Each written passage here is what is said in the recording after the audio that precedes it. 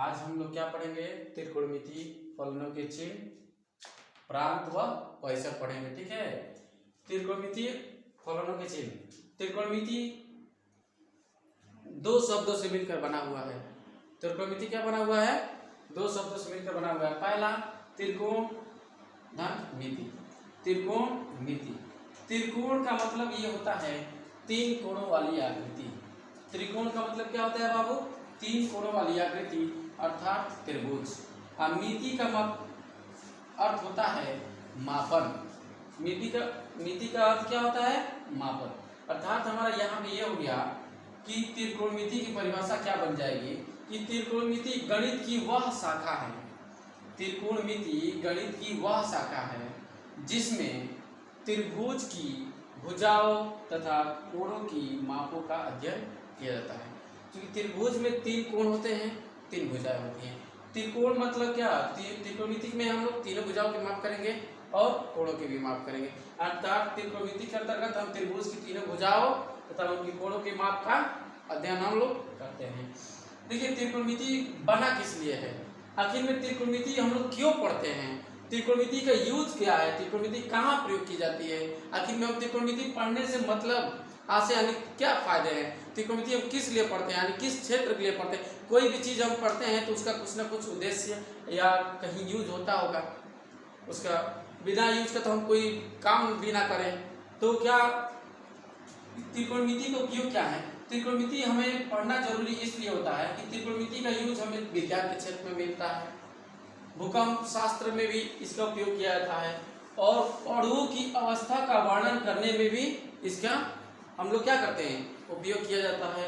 और समुद्र में जो ज्वार उठता है, समुद्र में जो आपका ज्वार उठता है, उस ज्वार की ऊंचाई के संबंध में जो हम लोग पूर्व अनुमान लगाने में किया जाता है। जो समुद्र की लहरें ऊपर उठते जो ज्वार उठता है उसमें क्या किया जाता है? इसी की सहायता से उसकी ऊंचाई का क्या कहता है? पूर्वानुमान लगाया जाता है कि समुद्र में कितना ऊंचा ज्वार उठेगा।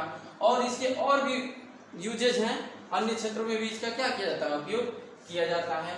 हम त्रिकोणमितीय फलनों से मतलब ये कि आप लोग अभी तक त्रिकोणमिति पढ़े होंगे, त्रिकोणमिति फलन नहीं पढ़े होंगे। तो त्रिकोणमिति फलन से मतलब ये होता है कि हम लोग त्रिकोणमिति अनुपात को ही क्या बोलते हैं? त्रिकोणमिति फलन कहा जाता है। त्रिकोणमिति अनुपात को ही क्या कहा जाता है? त्रिकोणमिति फलन। तो अब इसके बारे में अब आगे चलते हैं। हम लोग इसके आगे भी और जानकारी और थ्योरी पढ़ेंगे जिससे हमें क्या होगा? त्रिकोणमिति बहुत ही सरल और बहुत ही आसान तरीके से हम लोग क्या कर पाएंगे? त्रिकोणमिति को हल करेंगे। तब तक इतना आप क्या कीजिए, इसको नोट करिए। आगे हम लोग देखते हैं। आगे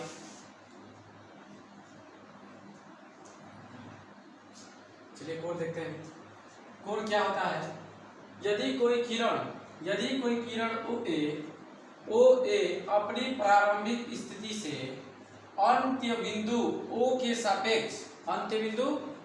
सापेक्ष घूमकर एक दूसरी स्थिति OB में आ जाती है तो उनके बीच का झुकाव क्या कहलाता है? कोण कहलाता है। कोण को हम लोग चिन्ह द्वारा, ये जो चिन्ह है ना, कोण को इस चिन्ह द्वारा क्या करते हैं? दर्शाते हैं। तो प्रारंभिक स्थिति क्या है? मान लीजिए कि कोई प्रारंभिक स्थिति आपकी ये है A, ये अंत बिंदु O है और इसके सापेक्ष घूम रही है इस बिंदु के, और कहाँ पे आ गई? यहाँ पे आ गई B स्थिति पकड़ ली ना, B स्थिति पे आ गई और ये घूम करके क्या हुई? क्लॉकवाइज घूमी है ना। अच्छा, हम किसी भी दिशा में घुमा सकते हैं। क्या हुआ? अगर ये अपनी प्रारंभिक स्थिति से घूमकर क्या आ गई? OB स्थिति में, तो इन दोनों बिंदुओं के बीच का जो झुकाव है, कुछ झुकाव है जैसे, यही झुकाव क्या कहलाता है? हमारा कोण कहलाता है। ठीक है।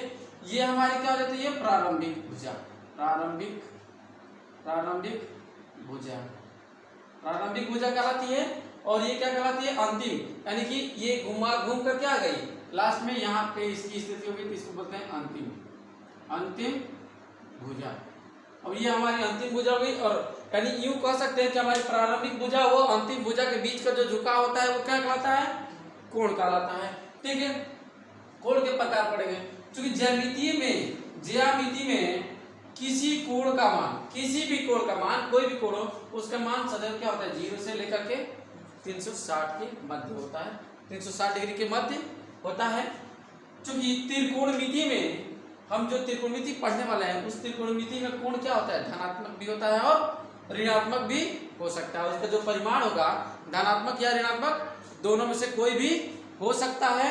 ठीक है, अब देखेंगे यहाँ पे कि धनात्मक कोण क्या है। धनात्मक कोण क्या है? धनात्मक कोण यानी पॉजिटिव एंगल्स, धनात्मक कोण क्या यानी कि पॉजिटिव एंगल्स। धनात्मक कोण क्या होता है देखते हैं। चूंकि जो प्रारंभिक भुजा है, अगर हमारी प्रारंभिक भुजा अपने अंत बिंदु से एंटी क्लॉकवाइज, घड़ी की सुई इधर चलती है ना ऐसे, ये क्या करेगा, घड़ी की सुई की विपरीत दिशा में यदि घूमता है तो हमारा क्या बनेगा, धनात्मक कोण बनेगा। यदि प्रारंभिक बिंदु ओ ए अगर अपने जो घुमाव है इसका अगर एंटी क्लॉकवाइज घूमता है तो इनके बीच का झुकाव क्या होगा, थीटा, धनात्मक होगा। अगर यही भुजा ओ ए, अगर प्रारंभिक भुजा जो ओ ए है अगर ये घड़ी की सुई की दिशा में घूमे तो इसका झुकाव क्या होगा, अंतिम भुजा और प्रारंभिक भुजा के बीच का झुकाव क्या होगा आपका, माइनस थीटा, यानी कोण क्या हो जाएगा, ऋणात्मक हो जाएगा। अब यहाँ पे आपको समझ में आया कि हमारे प्रारंभिक भुजा से यानी प्रारंभिक बिंदु से क्लॉकवाइज घूमता है यानी कि नीचे की तरफ, तो क्या हो जाएगा, कोण ऋणात्मक बनेगा। अगर धनात्मक दिशा यानी क्लॉकवाइज चलता है, एंटी क्लॉकवाइज, तो क्या बनेगा हमारा, धनात्मक कोण बनेगा। ठीक है, इसे नोट कर लीजिए।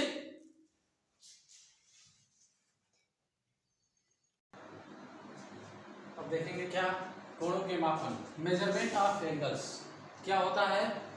प्रत्येक कोण के साथ एक संख्या संबद्ध होती है। प्रत्येक कोण के साथ क्या होती है बाबू, एक संख्या संबद्ध होती है जो उस कोण की माप कहलाती है। क्या कहलाती है, जो उस कोण की माप कहलाती है। किसी कोण की प्रारंभिक भुजा से अंतिम भुजा तक की घुमाव की मात्रा, जब प्रारंभिक भुजा से अंतिम भुजा तक जितना भी घुमाव होता है उस मात्रा को ही हम लोग क्या कहते हैं, कोण की माप कहते हैं। कोण की माप ये होगी। कोण की माप कितनी होती है, कोण की माप हम दो विधि से करते हैं। एक होता है रेडियन में, एक डिग्री माप होती है, एक रेडियन माप होती है। ये दो विधियां प्रचलित रूप से दैनिक जीवन में प्रचलित हैं। एक हम क्या निकालते हैं, डिग्री में माप निकालते हैं, एक निकालते हैं रेडियन में। तो पहला माप अभी देखते हैं, मेजरमेंट ऑफ डिग्री मेजरमेंट। ठीक है, तो देखिए यदि प्रारंभिक भुजा से अंतिम भुजा का घुमाव पूर्ण परिक्रमण का मतलब कि पूरा चक्कर, एक बार पूरा चक्कर, अगर किसी भी पॉइंट के अंतर्गत अगर पूरा चक्कर लगा दिया जाए तो हमारा 360 डिग्री का कोण बनता है। अगर एक बार पूरा घूम जाए तो कितना बनता है, 360 डिग्री का कोण बनता है। अब कह रहा है कि पूर्ण परिक्रमण का 1/360वां भाग हो, यानी 360 जैसे कोण घूमता है ना, तो ये पॉइंट से अगर बोला जाएगा पॉइंट का कितना डिग्री कोण होता है, 360 डिग्री। अगर मान लीजिए ऐसे कोई है, अगर यहाँ से हमारा घुमाव क्या हो रहा है, यहाँ से यहाँ तक आकर के क्या हो रहा है, सवाल हो रहा है, तो यहाँ से टोटल ये जो घुमाव हुआ ना, यहाँ तक आकर जहाँ से शुरू हुआ वहाँ पे खत्म हो गया, तो ये हमारा 360 डिग्री बनता है। कौन सा कितना कोण बनता है, 360 डिग्री बनता है। इसी का कह रहा है कि 1/360वां भाग जो होता है वो हमारा क्या कहलाता है, उस कोण को डिग्री में 1 डिग्री बोलते हैं। उस कोण की माप को क्या बोलते हैं, 1 डिग्री। अगर इसका 360वां भाग निकालेंगे, 360 का 360 बटा में 360 करेंगे ना टोटल कोण में, तो कितना आएगा बाबू, एक ही ना आएगा, 1 डिग्री आएगा। अर्थात क्या कि 360वां भाग क्या कहलाता है, 1 डिग्री कहलाता है। इसे हम 1 के पावर छोटा सा क्या करते हैं, वो बना देते हैं, जो हमको इसे डिग्री से पता, यानी कि इसको बोलते हैं 1 डिग्री। 1 डिग्री से प्रदर्शित करते हैं। यदि 1 डिग्री को, अब देखिए ये तो डिग्री में हो गया, यदि हम 1 डिग्री को अगर 60 बराबर भागों में क्या कर दें, बांट दें, 60 बराबर भागों में बांट दें, तो वो हमारा प्रत्येक जो भाग मिलेगा वो 1 मिनट का रहेगा। अगर 60 बराबर भागों में बांट दिया जाए तो उसका प्रत्येक भाग क्या कहलाता है, 1 मिनट। अर्थात एक मिनट को हम लोग 1 के ऊपर डैश लगा देंगे, एक डैश लगाएंगे तो 1 मिनट होगा, यानी डैश का एक डैश मतलब क्या, मिनट बता रहा है, 1 डैश मतलब 1 मिनट कहलाता है। यह पुनः यदि हम 1 मिनट को पुनः 60 बराबर भागों में बांटे, क्यों 60 बांटे भाई, मिनट को फिर से 60 बराबर भागों में बांटेंगे तो क्या हो जाएगा, सेकंड में बदलता है। मिनट को 60 1/60वां भाग का मिनट के 1/60वां भाग क्या कहलाता है, सेकंड कहलाता है। अगर इसे हम 1/60 भाग में बदल देते हैं तो जो हमें प्राप्त होगा वो क्या कहलाएगा, सेकंड में कहलाएगा। तो प्रत्येक भाग क्या कहलाता है, 1 सेकंड, और 1 सेकंड को दर्शाने के लिए हम क्या देते हैं, डबल डैश, 1 के ऊपर डबल डैश लगा देंगे तो हम सेकंड बोलेंगे। यहाँ पे सेकंड, डबल डैश का मतलब क्या है, यहाँ पे सेकंड नहीं लिखेंगे, अब डबल डैश से ही हमारा क्या हो जा रहा है, सेकंड हो जा रहा है, ठीक है। अब यहाँ पे इसको देख लेते हैं कि एक अंश बराबर, इसी चीज को हम लोग शॉर्ट में देखते हैं यहाँ पे कि एक अंश बराबर क्या होता है बाबू, 60 मिनट। एक अंश में कितना मिनट होता है, 60 मिनट। तो 60 मिनट या 60 की पावर क्या, डैश लगा दीजिए। और उसी तरीके से आपको 1 मिनट में कितना सेकंड होता है बाबू, 1 मिनट में 60 सेकंड होता है। तो 1 सेकंड में 60 सेकंड होता है, 1 मिनट में 60 सेकंड, तो सेकंड को 60 सेकंड को हम लोग क्या लिख सकते हैं, 60 की पावर डैश लगा सकते हैं, ठीक है, डबल डैश, ठीक, डबल डैश रहेगा तो सेकंड में, सिंगल डैश रहेगा तो मिनट में रहेगा। अब इसके बाद हम लोग क्या देखेंगे, डिग्री में माप कैसे करते हैं, कैसे माप निकालते हैं, उसको पढ़ लेते हैं। इसके बाद इसको इतना नोट कर लीजिए, रेडियन कोड देखते हैं, रेडियन मेजर, यानी कि एक रेडियन कोड है, एक रेडियन कोड है क्या, जो एक रेडियन कोड वह कोड है, वह कोड, एक रेडियन वह कोड है जो किसी वृत्त के केंद्र पर, जो किसी वृत्त के केंद्र पर उसकी त्रिज्या के बराबर लंबाई के चाप द्वारा आंतरिक किया जाता है। क्या, जो उसकी त्रिज्या के बराबर लंबाई के चाप द्वारा आंतरिक किया जाता है, इसे हम लोग एक रेडियन कहते हैं। इसे हम क्या करते हैं, 1 के पावर स्मॉल सी, ऊपर क्या लिखते हैं, स्मॉल सी जैसा बनाकर क्या करते हैं, यानी कि इसे 1 के पावर स्मॉल सी से प्रदर्शित करते हैं। यानी कि ऐसी आकृति को हम लोग इसके ऊपर छोटा सा सी, नाम मात्र का सी लिख देते हैं, जिसे क्या कहते हैं हम लोग रेडियन का प्रतीक चिन्ह मानते हैं, ठीक। अब ये कहा जा रहा है कि किसी वृत्त के केंद्र पर त्रिज्या के बराबर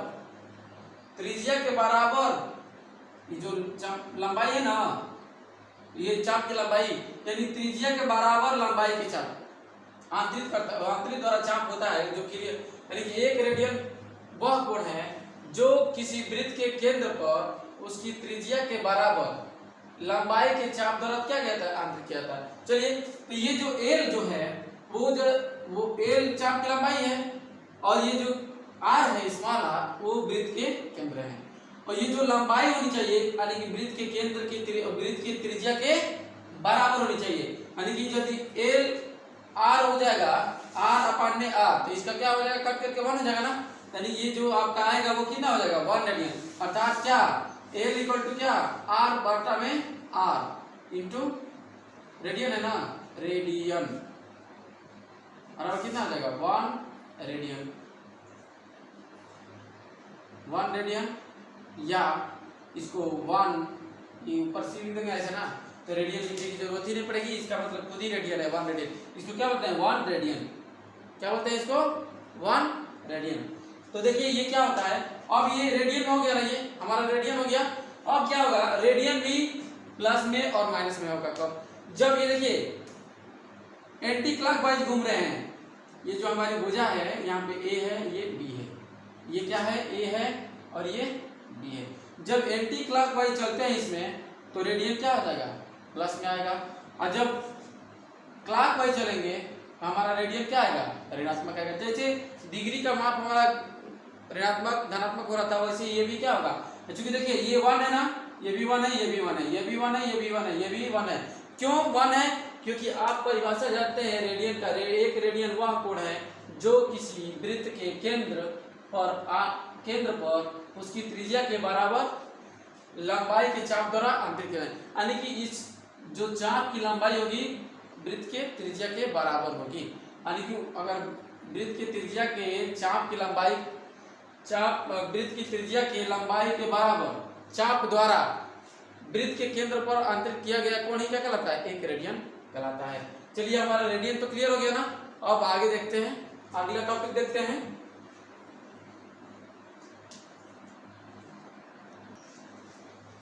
देखिए कुछ नोट्स है, नोट में क्या लिखा गया है। नोट महत्वपूर्ण होता है आप लोग के लिए, इसे लर्न करना जरूरी है, इसे ध्यान से पढ़िए। क्योंकि कह रहा है कि घड़ी में 2 क्रमागत अंकों के बीच, घड़ी में 2 क्रमागत अंकों के बीच का कोण 30 डिग्री होता है, अर्थात रेडियन में पाई में 6 होता है। 2 क्रमागत अंकों से आपका क्या आशय है? यानी हमारा आशय यह है कि लगातार जो उसमें नंबर्स आते हैं 1 2 3 4 5 6 7 12 तक आते हैं ना, तो प्रत्येक 2 नंबर के बीच, यानी कि 12 से 1 के बीच, 1 से 2 के बीच, 2 से 3 के बीच, 3 से 4 के बीच, 4 से 5 के बीच, यानी प्रत्येक 2 नंबरों के बीच का जो कोण होता है वो कितना डिग्री होता है? 30 डिग्री होता है। कैसे 30 डिग्री होता है भाई? अब देखिए, अब जो घड़ी होती है, जो घड़ी की टोटल सुई होती है, घड़ी की जो सुई होती है, जो टोटल चक्कर लगाती है आपका घूम करके प्रत्येक नंबरों पर से होते हुए जाती है पूरा, मान ली घड़ी की सुई 12 पे है, अगर वो सभी नंबरों पे घूमती हुई जाएगी तो एक चक्कर पूरा करेगी और वही वृत्ताकार चक्कर लगाएगी। तो चूंकि वृत्तीय पथ पर अगर एक वृत्ताकार चक्कर जब पूरा होता है तो आप जानते हैं कि एक पूरा चक्कर होता है पूर्ण काल, एक पूर्ण काल यानी कि पूरा परिक्रमण कर देगी तो 360 डिग्री का कोण बनाएगी। कुल कितना डिग्री का कोण बनाएगी? 360 डिग्री का कुल कोण 360 हो जाएगा। और चूंकि इसमें कुल घूमने में अंक कितने लगे हैं? 12 अंक है। इसमें कितने अंक है घूमने वाले? 12 अंक है। तो चूंकि 12 अंकों पे घूमने, 12 अंकों को वो जो घूम रही है 12 अंकों से होते हुए तो एक चक्कर पूरा कर दिए तो वो 360 डिग्री का कोण बना दिए। तो चूंकि हम 2 अंकों के बीच का कोण निकालना है ना, 2 अंकों के बीच, तो कुल कोण बटा में कुल अंक, तो कुल कोण हो जाएगा आपका 360 और कुल अंक हो जाएगा 12, यानी कि 360 में 12 से भाग दे देंगे तो क्या आ जाएगा? 30। तो हमारा 2 अंकों के बीच का कोण आ गया ना। कभी भी अगर 2 अंकों के बीच का, अगर मान लीजिए कि 12 और 6 के बीच का कोण का अंक निकालना हो तो 12 से 6 तक जाने में कितना टाइम लगेगा? 6 अंक जब लगेगा ना, तो 360 में 6 से भाग दे दीजिए। देखिए इसमें 1 अंक, 2 अंक, 3 अंक, 4 अंक, 5 अंक, 6 अंक, 6 अंक लगा ना, तो 6 अंक इधर हुआ, कितना अंक हुआ? 6। अब बचा कुल कितना? 6। तो इसको निकालने के लिए क्या करेंगे हम लोग? 3 पूरा एक कोण के लिए निकालना है, 2 कोण के बीच का अंतर कितना है? 360 बटा में 12। चूंकि हमारी सुई कितनी अंक चली है? 6 तक गई है, तो गुणे 6 लिखेंगे ना, तो 6 से कितनी बार हो जाएगा? 2 बार में। अब 2 से कितनी बार हो जाएगा? 180 बार में। यानी एक सुई यहाँ से चल करके क्या हुई? यहाँ तक आई तो हमारा कितना डिग्री कोण बन गया? 180 बना ना। अर्थात इसी तरीके से जिस घड़ी पे जाएगी सुई उसका हम क्या कर लेंगे? कोण निकाल लेंगे। अब आते हैं दूसरा नंबर देखते हैं। घंटे की सुई 1 घंटे में 30 डिग्री का कोण घूमती है। क्योंकि जो घंटे की सुई होती है 1 घंटे में, ये बताइए कि घंटे की सुई आपकी अभी फिलहाल में 12 पे है, ठीक है, 12 बज रहा है और 12 बज रहा है 1 घंटे बाद, अभी 12 बज रहे हैं पूरे 1 घंटे बाद जो सुई कहाँ होगी? खूब से खूब जाए, कहाँ जाएगी? खूब से क्या? वो 1 पे ही न जाएगी। अब इसके बाद यही ना आएगा, 2 पे थोड़ी ना जाएगी 1 घंटे के बाद, 2 पे नहीं जाएगी, 1 घंटे बाद ये 1 पे आ जाएगी। जब ये 1 पे आ जाएगी तो देखिए ये प्रारंभिक स्थिति है और ये अंतिम स्थिति है, तो दोनों स्थितियों के बीच का झुकाव ही ना हमारा क्या कहलाता है? कोण कहलाता है। तो एक 12 पे, एक पे, तो दो नंबरों के बीच में कितना का कोण होता है? 2 अंकों के बीच में 30 डिग्री का। प्रत्येक 2 अंकों के बीच में कितना डिग्री का कोण होता है? 30 डिग्री का, ठीक है, 30 डिग्री का कोण होता है। प्रत्येक 2 नंबर के बीच का कोण कितना होता है? 30 डिग्री। देखिए 30 हो जाएगा, इसके बीच में 30 हो जाएगा, इन दोनों 7 और 6 के बीच में 30 हो जाएगा, इसके बीच में जोड़िए 30 हो जाएगा, 8 और 9 के बीच में 30 कोण हो जाएगा, 9 और 10 के बीच में क्या हो जाएगा? 30 कोण हो जाएगा, और ये प्रत्येक नंबर के बीच कोण क्या हो जाएगा? 30 डिग्री का हो जाएगा। 30 डिग्री गिनिए, 1 2 3 4 5 6 7 8 9 10 11 12, 12 3 36 जोड़ देंगे तो 7 हो जाएगा कि नहीं हो जाएगा?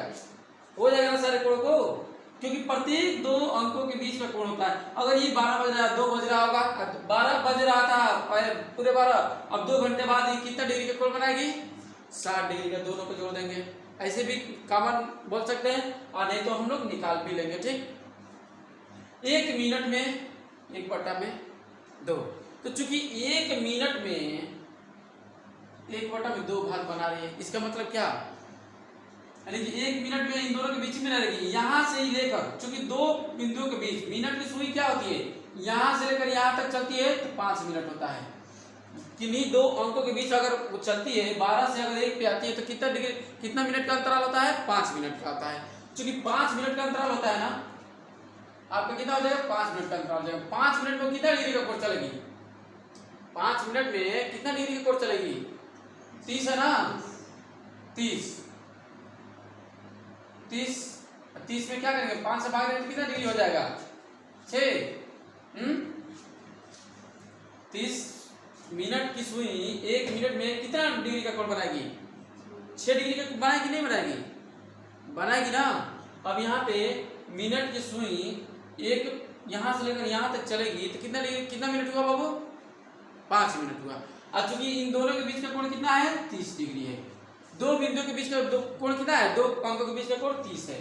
तो चूंकि 30 है ना, तो यहां से लेकर यहां तक 30 है, तो वो यहां से लेकर यहां तक 30 है, तो 5 मिनट यहां से यहां जाने में, तो 1 मिनट में वो मिनट की सुई कितना कोण बनाएगी, कितना कोण बनाएगी, 6 डिग्री का कोण बनाएगी। कितना डिग्री का कोण बनाएगी बाबू, 6 डिग्री का कोण बनाएगी। बनाएगी ना 6 डिग्री का कोण, बन गया 6 डिग्री का कोण। यानी 30 में क्या कर देंगे, 5 से भाग देंगे तो 6 डिग्री का कोण आ गया। यानी मिनट वाली सुई 1 मिनट में 6 डिग्री का कोण बनाती है। तो मिनट वाली सुई यहाँ से टोटल चक्कर लगाएगी तो 60 मिनट लगेगा, 1 घंटे में 60 मिनट लगेगा ना, तो 60 मिनट लगेगा। तो टोटल इसमें क्या करेंगे, 6 में 60 से गुणा कर देंगे तो कितना आ जाएगा, 6 के 36, 60 हो जाएगा ना, हो जाएगी नहीं, 1 घंटे में 60 मिनट होता है ना, गुणा कर देंगे 6 के 36, पूरा गुण हो जाएगा, इसका हो जाएगी नहीं कंप्लीट। ठीक है, इतना समझ में आया है घड़ी वाला, घड़ी कैसे कोण बनाती है। चलिए इसको समझ लीजिए और नोट कर लीजिए।